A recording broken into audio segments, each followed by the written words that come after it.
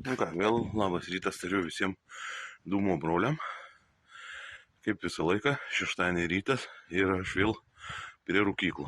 Aišku, šį kartą rūkinsiu dešras savos gamybą. Taip, aišku, vėl čia yra tik bandomieji. Tai vat, jos taip atrodo. Vienas nustepsit, kad labai baltos, kitos, va matot, pjaustytos gabaliukais. 2 dešros padariau tokias, 2 ir 4, 5 kitokias.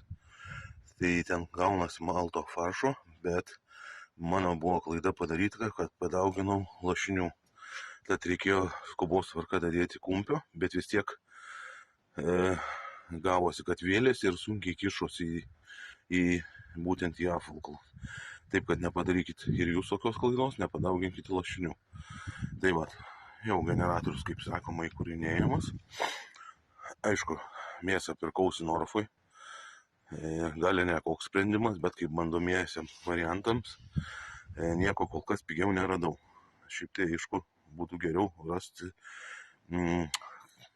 kokios svilintos kiaulės, kad būtų tikrai mėsa gera. Va, dūmų generatorius įsikūrinėja. Kam įdomu, aš naudoju, tarkim,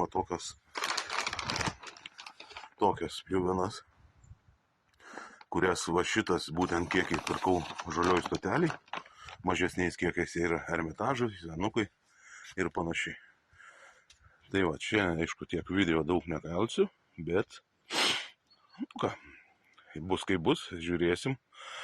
Teisingai, aišku, dešras irgi laikiau iki parą laiko, kad jos apsausėtų 12 laipsnių temperatūros patalpoj tamsoj, kad jos apdžiūtų.